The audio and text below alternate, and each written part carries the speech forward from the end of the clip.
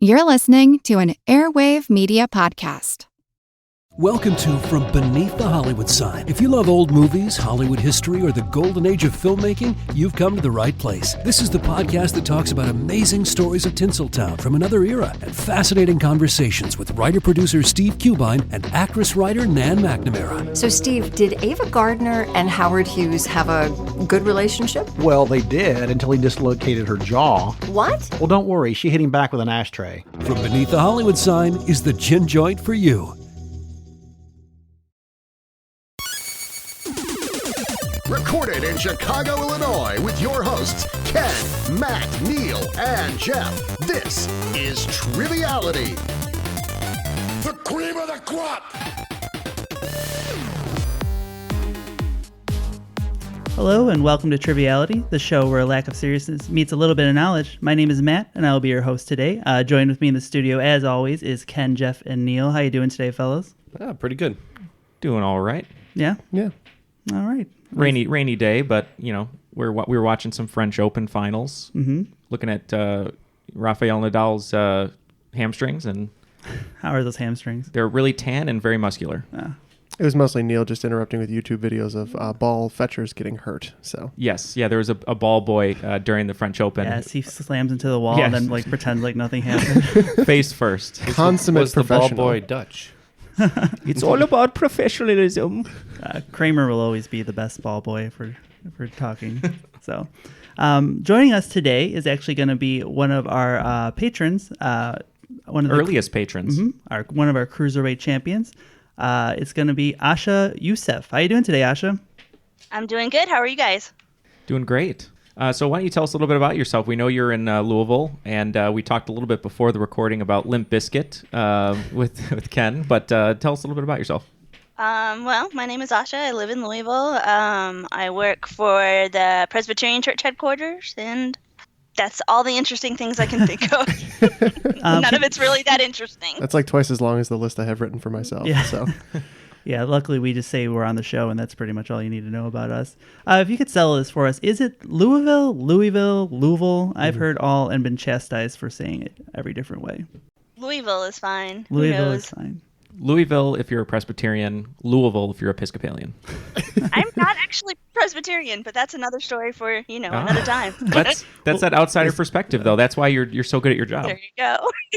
Is that the real cause of the schism? Yeah. And I'm a pescatarian. Mm-hmm. Well, that's like me working at a coffee shop and only drinking decaf. There you go. So before we get started today, I did want to talk a little bit about our reviews. We're actually up to 65 reviews on iTunes. So thanks to everyone. 65 million years in the making. Yeah, that's okay. That's just the Jurassic Park tagline. Yeah, I'm aware. Is it? Yeah. I'm bad at that. All right. So we are up to 65. So thanks to everybody who's written one. We've got actually quite a few in the last couple weeks. And everybody who had won a prize has gotten those shipped out. So I hope you guys are enjoying those. We'd like to do that again. So once we get up to 150, we'll be picking another 5 people to be winning one of these random prizes. Yeah, we're about halfway there. So if we can just double what we've got currently, we should be in good shape. Yeah, we're toying with the idea of once we hit 500, one of the prizes will be Jeff will go to the city that you live in, and you can take him to work, and he'll just tell all your coworkers they're wrong. Yeah. Take a Jeff to work day. Yeah. I mean, if it wasn't cost prohibitive, I would do that for free. All right. Well, today's game is going to be Jeff and Neal versus Ken and Asha. We got any team names for you guys today? Well, I think in honor of CM Punk, who probably fought his second and final UFC match, we're going to go with Team KO. Mm-hmm. Where's the O coming from? Ouseph. O is silent. The O is silent. You don't get too many silent O's. Yeah, so and that's probably a thing that happens to you a lot, Asha, right? Where people pronounce the O? No, everybody gets it right perfectly. It's amazing. Never happened once. I just say yes. I didn't detect any sarcasm there. Well, see, now I'm making having a thought here when we said, "Is it Louisville or Louisville?" She's like, "Yeah, that's fine." She's just so used. She's so used to people being saying polite. Yeah, right. There's a silent O in Louisville too. So. Exactly. And just gonna be team triviality today. Yeah, that's fine. I suppose. I mean, I don't know what else we would be. We'd be like Nadal's calves or something. But not gonna happen. Yeah, I'm not gonna say that over and over. So, on that note, are you guys ready to play the game? I'm ready. Yeah, let's hold on. I got to open the door here for the rules guy. Hold on. The rules of the game are simple. 20 questions split into 2 rounds worth 10 points apiece. At halftime, there'll be a special swing round designed by this week's host. After regulation, players will enter the final round with the points that they've accumulated and will have a chance to wager 0 to 30 points on 5 categorized questions. At the end of the game, someone will be named the cream of the crop. The cream will rise to the top, oh yeah. Okay, he just left. That's a pretty good reading today. Yeah, it was. It was pretty close to the last time. It's amazing how he does that. Every single time. All right, you guys ready for question 1? Let's do it. All right, question 1. 39 years after his band was nominated for Best New Artist, he won Album of the Year with a completely new project.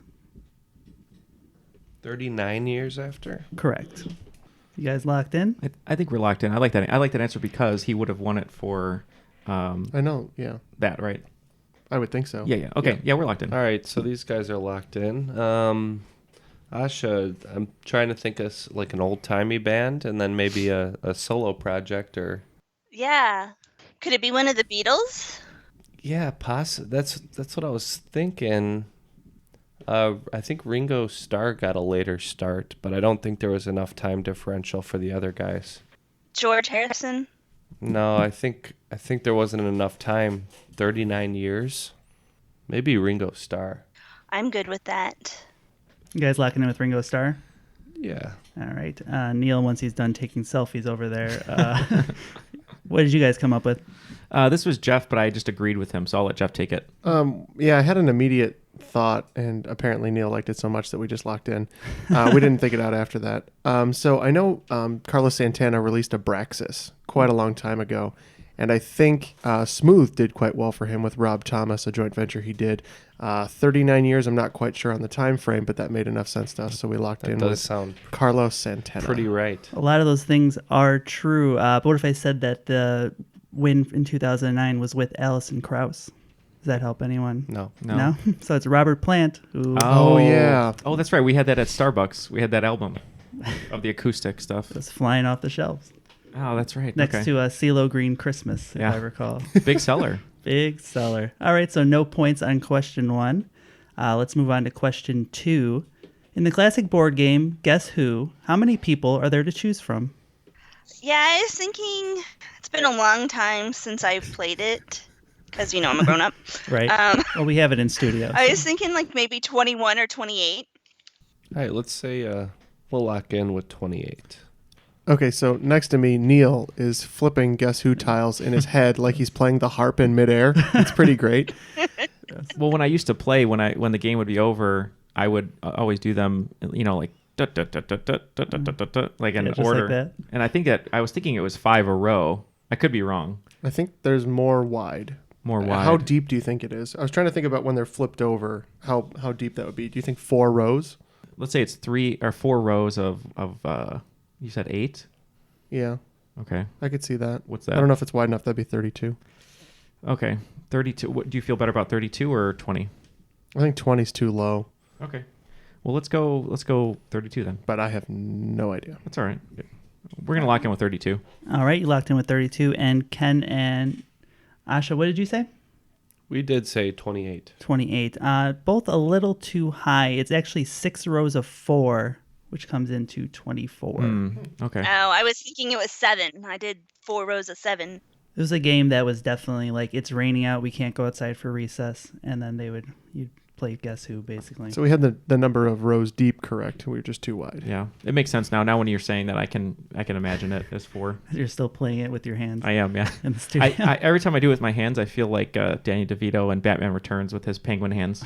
Right. And I guess there's no better time to announce this than right now. We're releasing a special Triviality Guess Who with the 4 of us. Yeah. Probably games won't take that long. Does he have a beard? Yeah.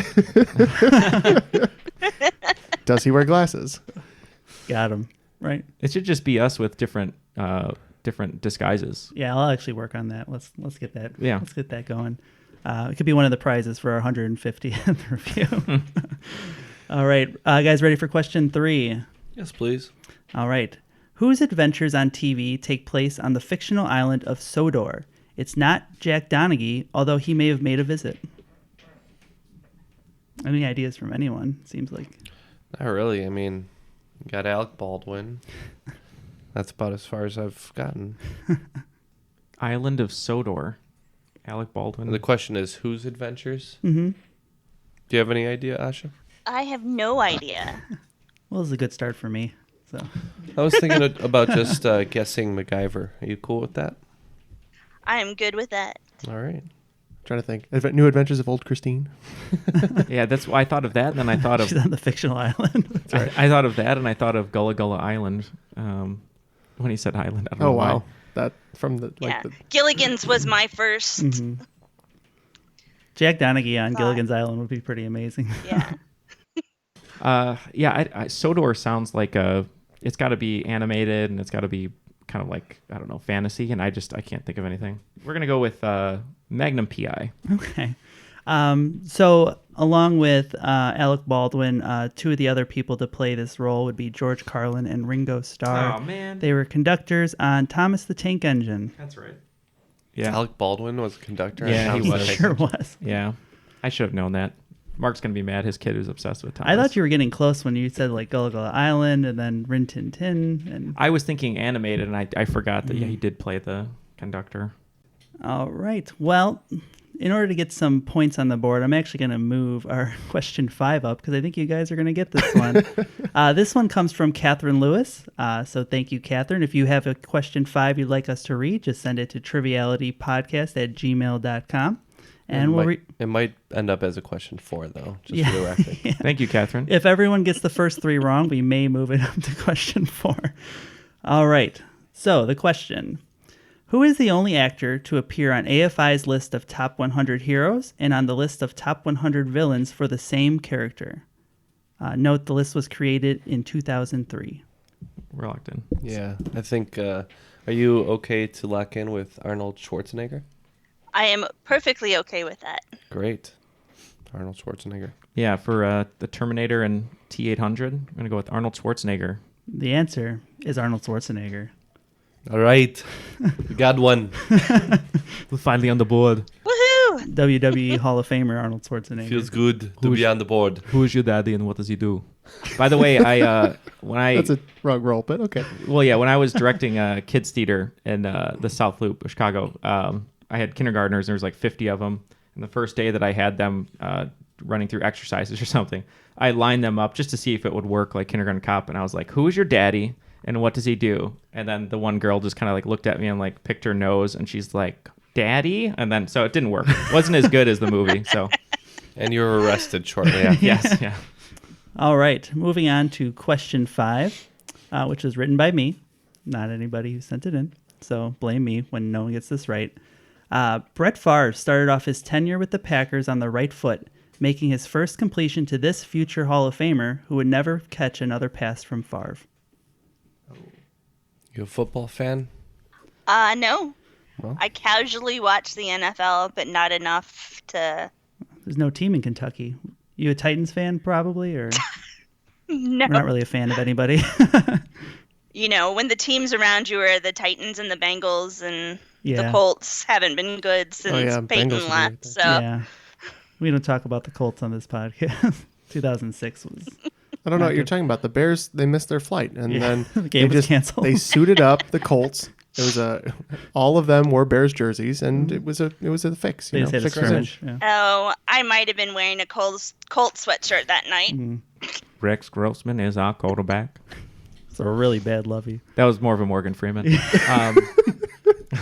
All this to avoid the question. Favre was with the team for a while. Well, right. He was the Falcons, and then he went to the Packers. Right. And then he was on the Packers for a while, much like Rodgers was, kind of like an understudy. So he probably came in as a replacement, end of a game, end of a season or whatever.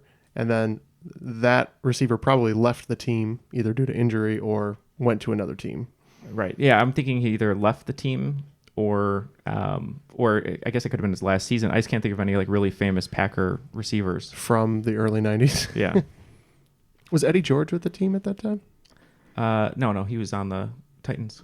Was he on the Titans? Yeah, because he's my favorite running back from Ohio State. Yeah. The Ohio State. The Ohio State. Because it doesn't have to be a receiver necessarily. Okay, we're going to go with Shannon Sharp. Okay. Going with Shannon Sharp. And I'm going to say Daniel Day-Lewis took the field. Wonderful. His greatest role yet. No, Throw the ball to me. It's a Y formation. So this is going to be a little shout out to Jason because this is definitely a douchey trick question. His first pass was batted up in the air and he caught it, completing it to himself. He threw the pass and he was the receiver. And he's a future Hall of Famer. Oh, holy cow. I knew that too. Oh, boy. Brett Favre. I have heard that. Tricking us again. You know what? I should have got one of those copper arm things, and maybe I would have had the right mind for him to answer that question that he advertises. You're wearing the right jeans. That's the key. Is Wranglers? Is that with the Wranglers and then the copper elbow thing and wrist thing? Mm-hmm. Yeah. And all the other problems with old age that he's having now. Yeah. All right. Moving on to question 6. While it's well known that Indiana Jones was afraid of snakes, what was his dad afraid of? Being a father. I would say he's a man, so it's probably being a father or commitment. So we all know who his dad is. Sean Connery. What? Spoilers. So we know he's not afraid of your mother, Trebek. It's not dogs. It's too bad because my friends, including Neal, watched it a couple of weeks ago. So Neal's just...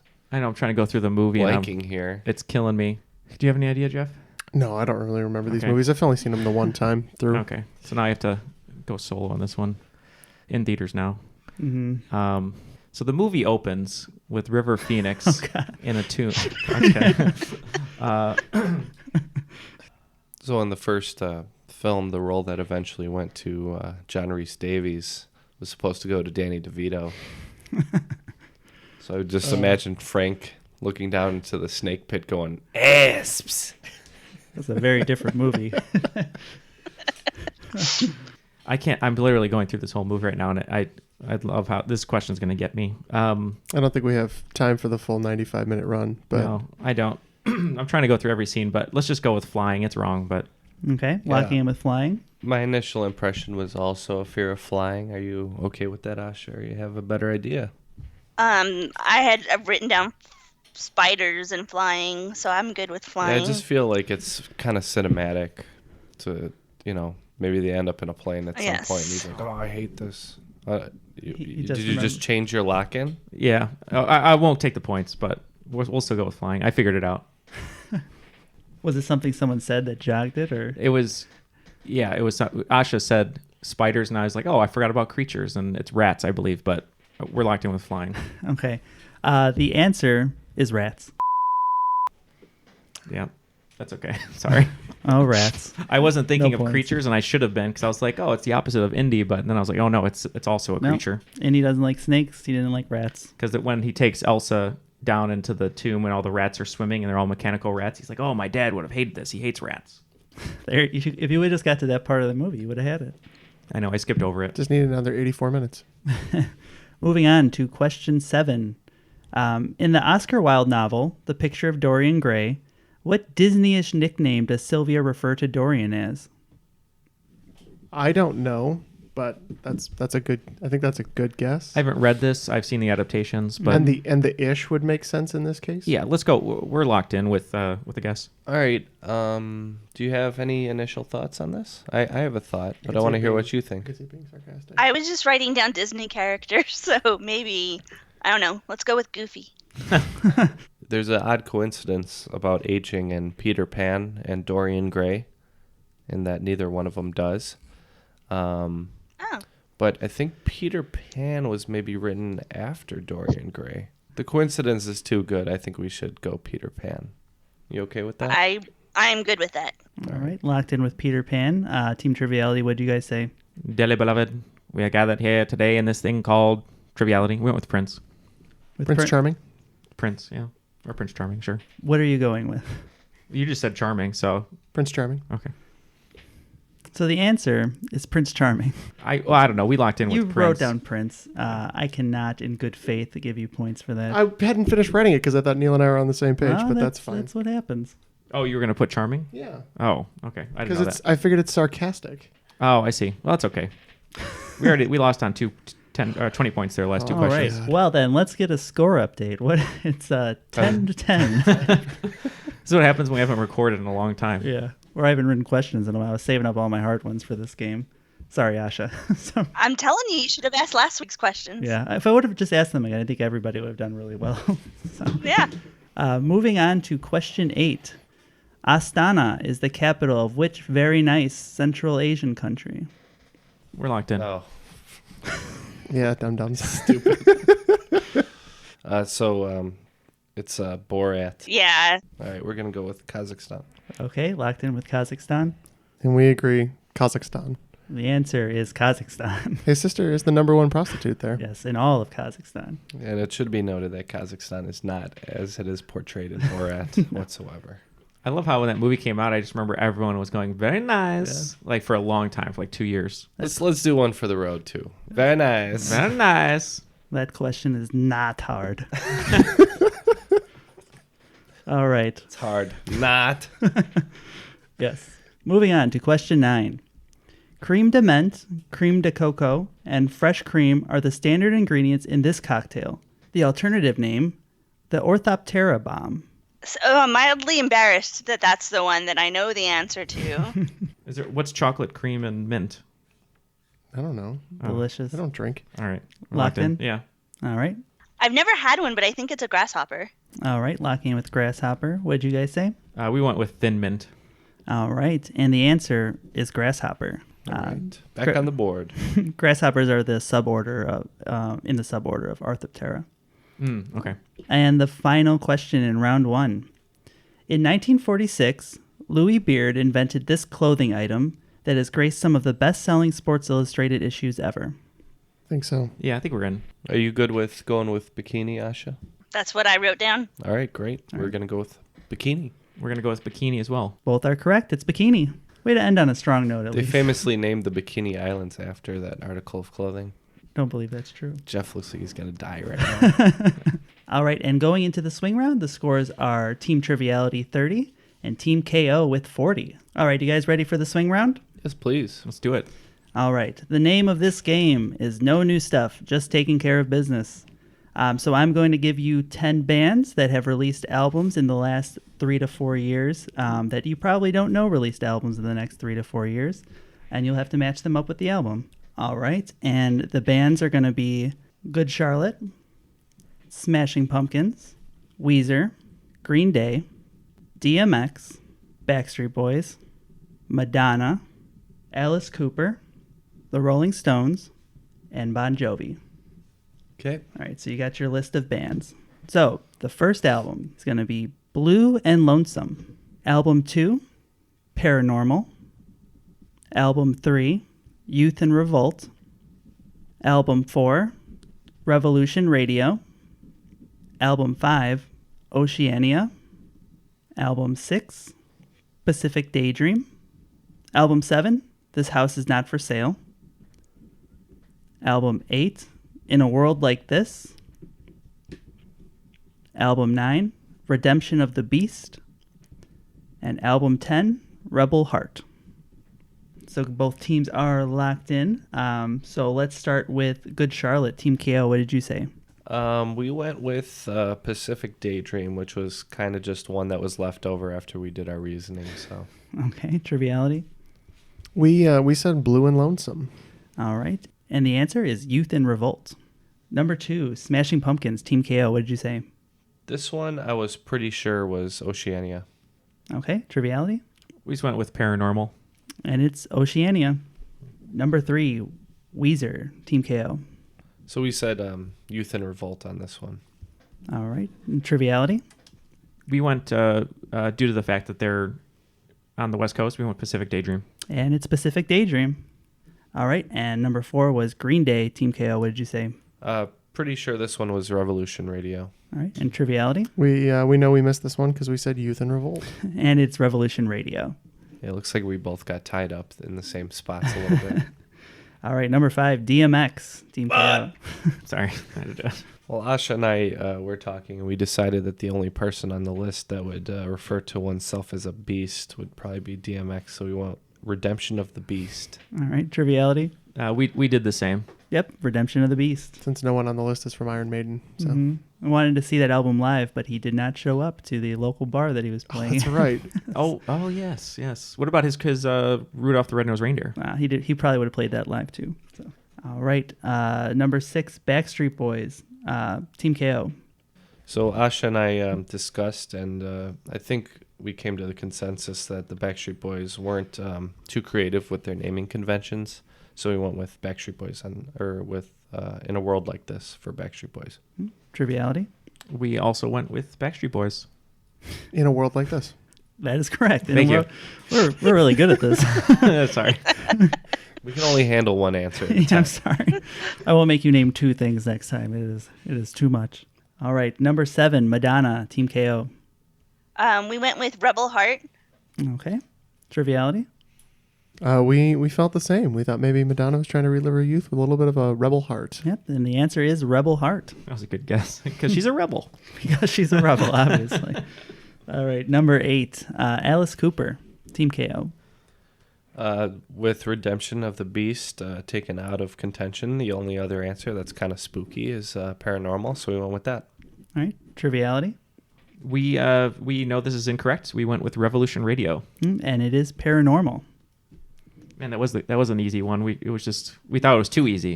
I gotta throw some easy ones. This is a hard category. Yeah, I know. All right, question 9. Rolling Stones, Team KO. The only blues band or blues influence band on the list. We went with Blue and Lonesome. Team Triviality. And we said This House Is Not For Sale. The answer is Blue and Lonesome. Team KO, killing it actually right now. Number 10, Bon Jovi, Team KO.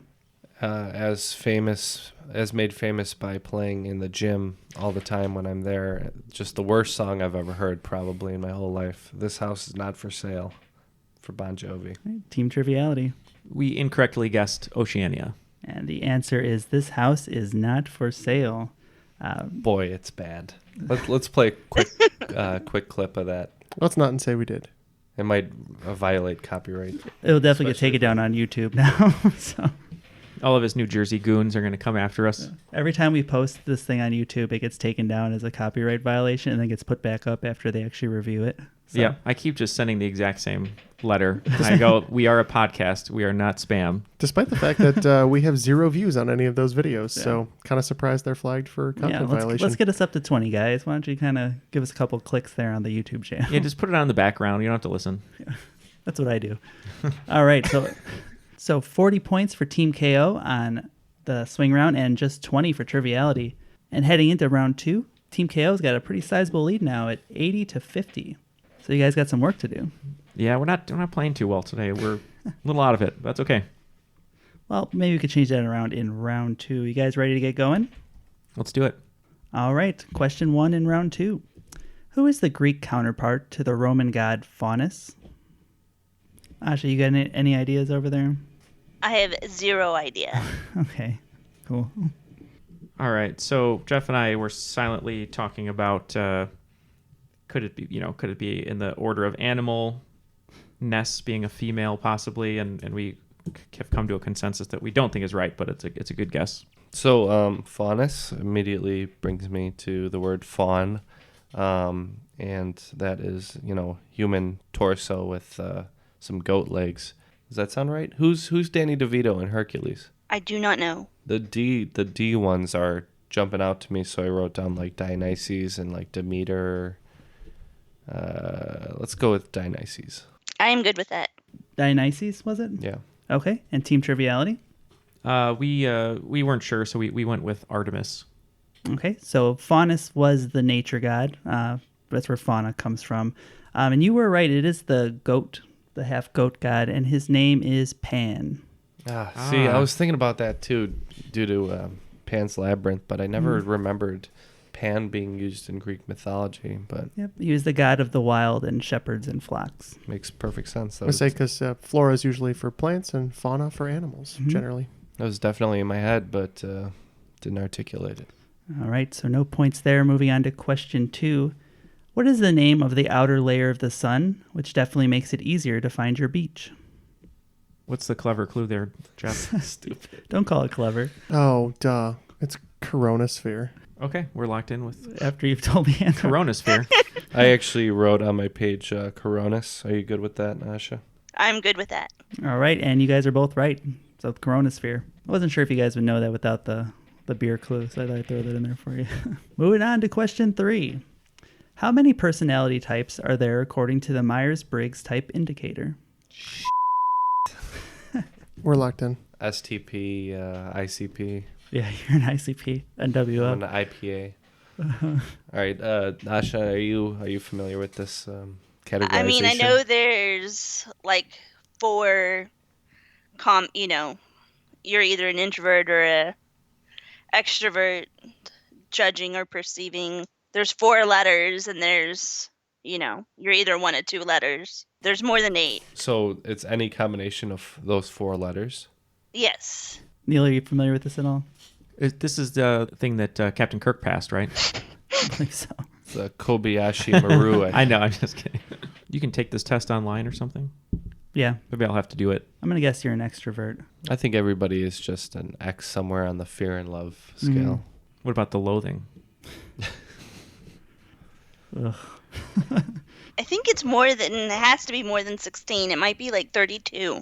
Okay. We'll go with 32.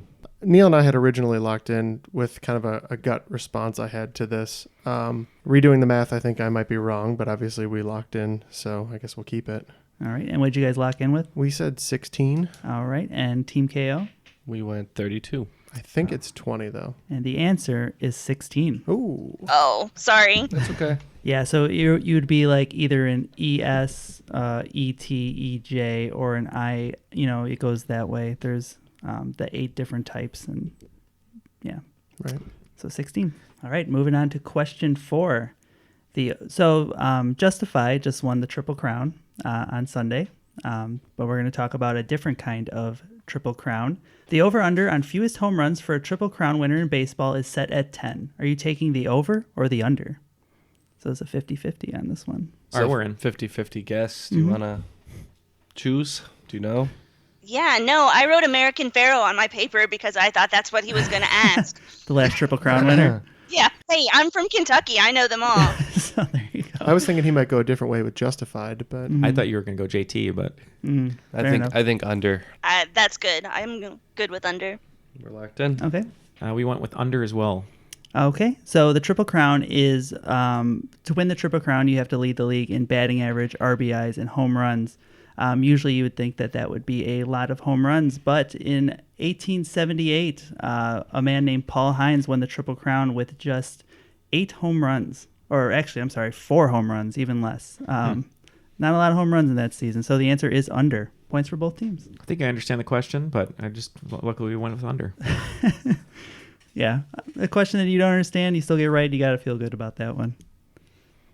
All right, question 5, listener submitted question. This one is from Jason Heaton, who's actually a recent Patreon subscriber. So thank you, Jason. Was Jason was the one who wrote those character bios for us, right?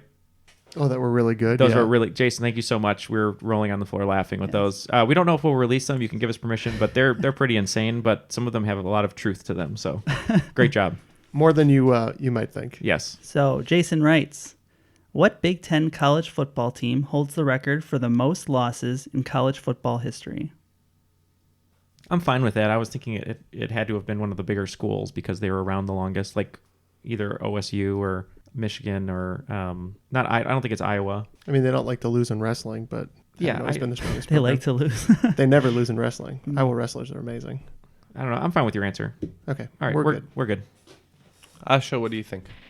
I was thinking maybe Northwestern because I don't feel like they're that great of a football school. And most of those other guys are pretty regularly in the top 25. Go with it. I trust you. You guys locking in with Northwestern? Yep. We are. All right, team triviality. There are definitely worse teams in the Big Ten, like Maryland and Rutgers.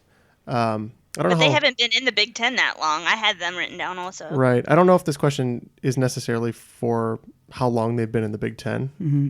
It's not specifically Big Ten losses. It's overall losses, yeah. Yeah. But as far as schools that have been around a long time, and they've had decent programs and non-decent programs. Neal and I said Michigan. It was the one we both wrote down first. Michigan has been around a long time. Actually, so Northwestern is second at 658 losses.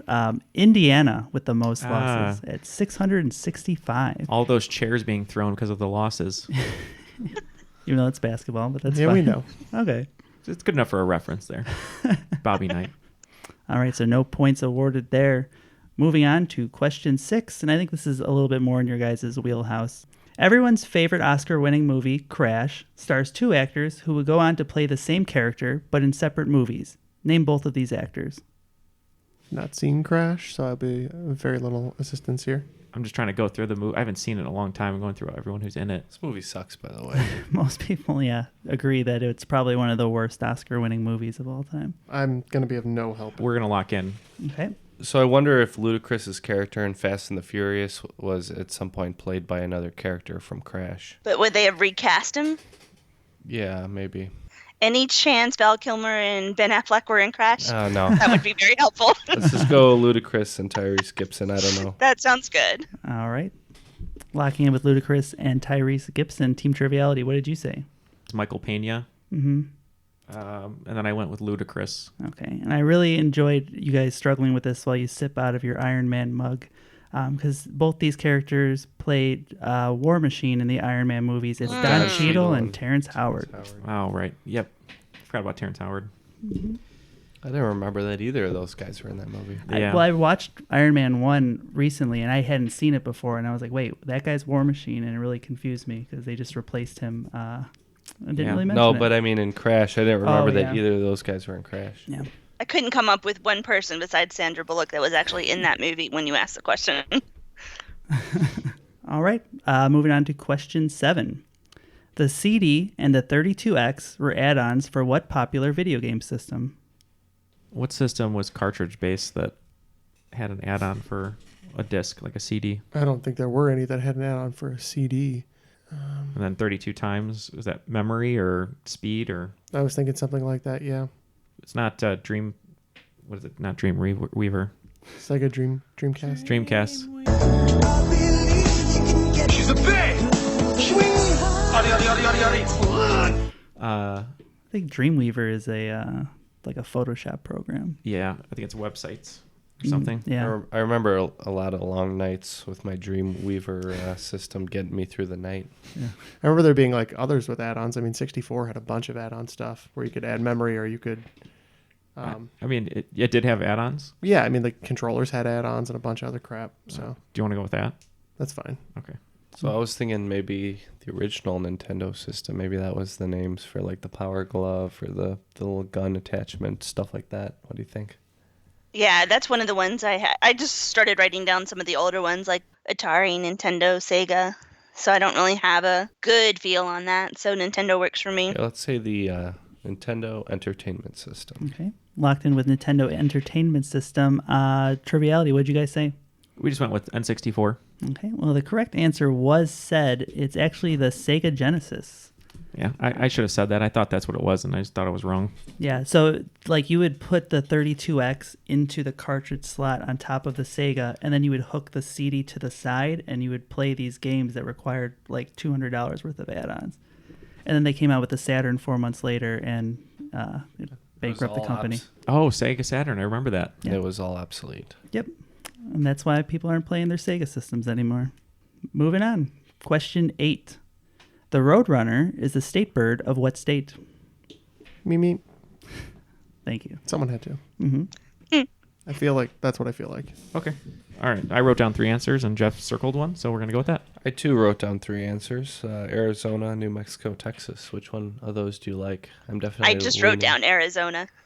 I'm kind of leaning New Mexico for some reason. I could be convinced of that. All right, let's go New Mexico. All right, locked in with New Mexico. Yeah, we wrote down Arizona, New Mexico, Nevada, and we went with New Mexico. And the answer is New Mexico. Good job, guys.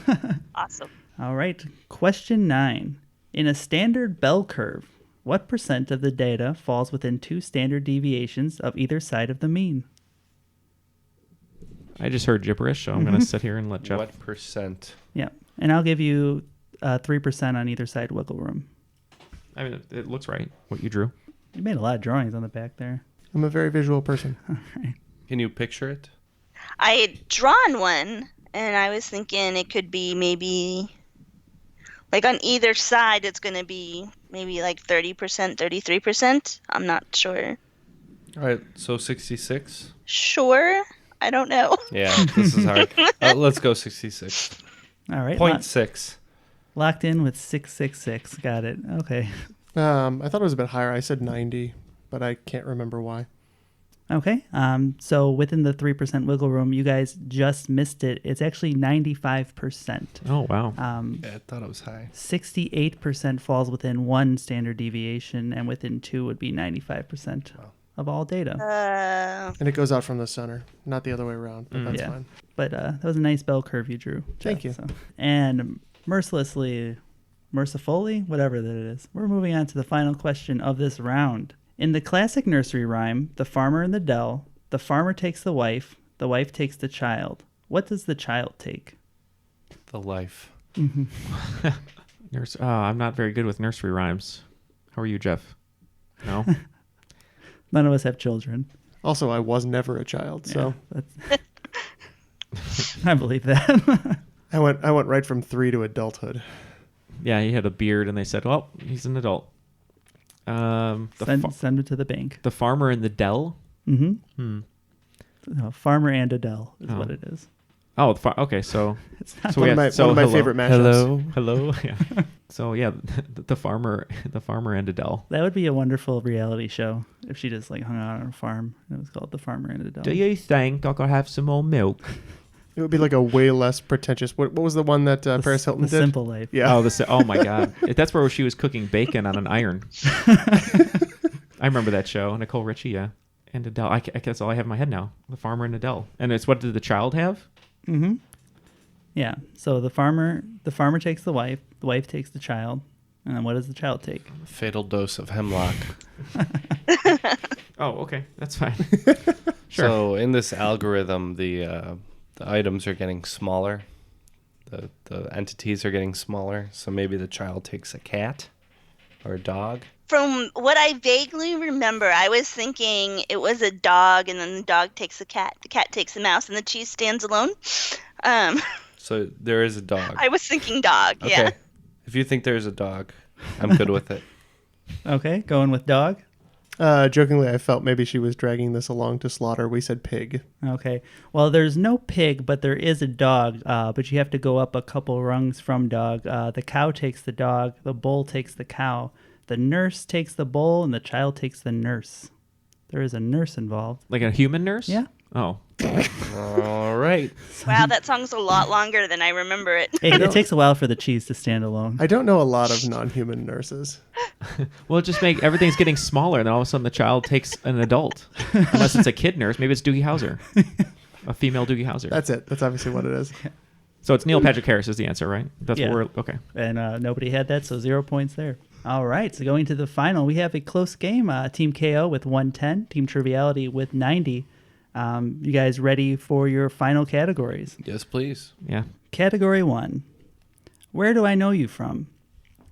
Category 2, does Bo know trivia? Category 3, wait, who's coming to dinner? Category 4, what are we looking for? And Category 5, where did he go to school? All right, all the wagers are locked in. You guys ready for the questions? Mm-hmm. Question 1, and where do I know you from? This character was originally introduced in a Season 4 episode of Perfect Strangers before moving on to star in his own show. It's a crime he didn't get to appear in more episodes. Question 2, in Does Bo Know Trivia? While Bo may know baseball, football, and various other sports, what is the one thing in the original ad that Bo doesn't know, told by a famous musician? In Wait, Who's Coming to Dinner? The 1967 classic Guess Who's Coming to Dinner was nominated for 10 Academy Awards. How many did it actually win? In What Are We Looking For? What were Jason and the Argonauts searching for? If I were an Argonaut, I would have suggested starting at Old Navy. In Where Did He Go to School? Which college has the most presidents among its alumni, and probably the most Simpson writers? All right, you may discuss. They are out of the room. All right, I know the character. So he said it would be criminal. It's criminal. Yeah, it's Carl Winslow from Family Matters. He was a cop. I think Sidney Poitier won, so it's at least one. I bet you it's just one then. I don't really know that, but I'm not sure either, but I do believe that he won for that. so I don't have any other like good way to reason that one out. So that's my best reasoning Yeah. to make it interesting. Okay, so guess who's coming to dinner? Sidney Poitier, Katharine Hepburn, Spencer Tracy. That was when Spencer Tracy and Katharine Hepburn, another long line of movies that they did. The writer, I think, got an Oscar. So I'm going to count that as one. I don't think it did win picture. And if it got nominated for 10, if it didn't win picture and director, I don't think it won director.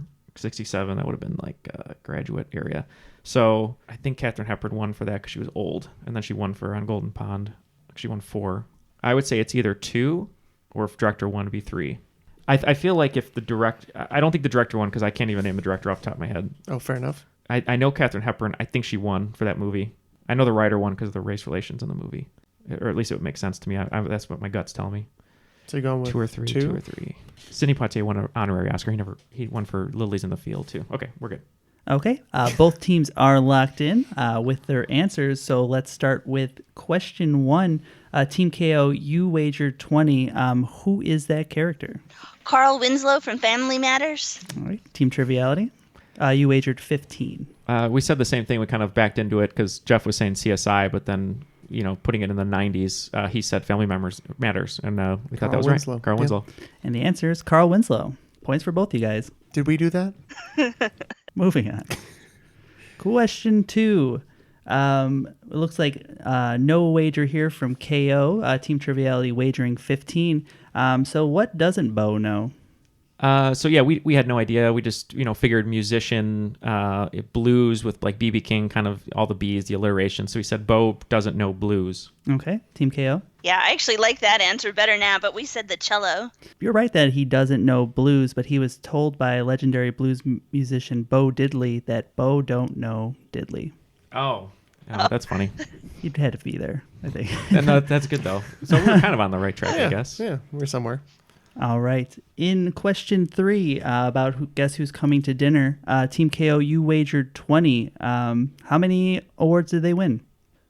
We felt that it was just Sidney Poitier up there, and we went with 1. All right. Triviality? We knew that Sidney Poitier only won for Lilies in the Field, and he won an honorary Oscar. So I know he didn't win for this movie. We said 2, but it could be 3. So we said 2, though. All right. So the answer is 2. It's Katharine Hepburn and Best Original Screenplay. Best Picture that year was In the Heat of the Night. Yeah, that's right. Oh, also Poitier. Yeah. Yeah. Okay. Well done, good year Neal. for him, right? Yeah. Good job, Neal. Question 4. So Team KO wagering 20. Team Triviality with 15. Team KO, what were Jason and the Argonauts looking for? I said that Old Navy is best known for fleece. So I said, I don't know, the golden fleece or the gold fleece. That sounds like something I've heard before. So I went with the golden fleece. Okay. Team Triviality? I immediately wrote down Golden Fleece because of Harry Hamlin and the movie by Ray Harryhausen. I believe they're looking for the Golden Fleece. The answer is the Golden Fleece. So good job to both teams.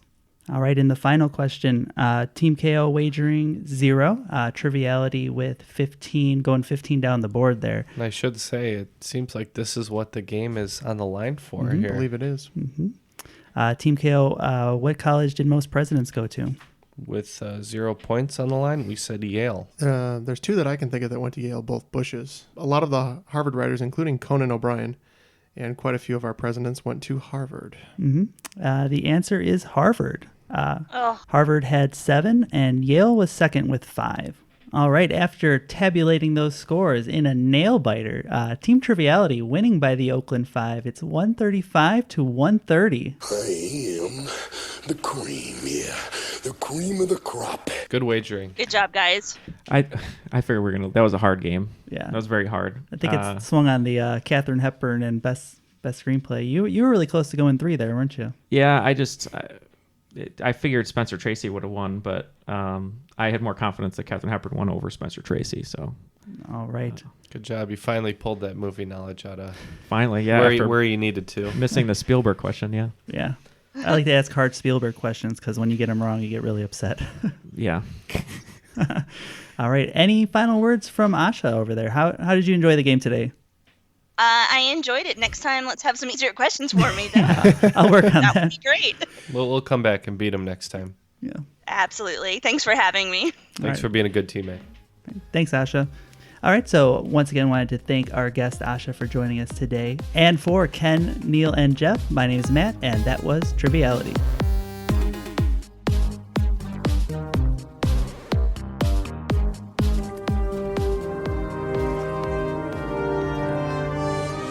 This is it. We found it. Look. Engraving on the shield. It's the same as on the Grail tablet. The shield is the second marker. What's that? It's a rubbing Dad made of the Grail tablet. Just like your father. Giddy is a schoolboy. Wouldn't it be wonderful if he were here now to see this? He never would have made it past the rats. He hates rats. He's scared to death of them.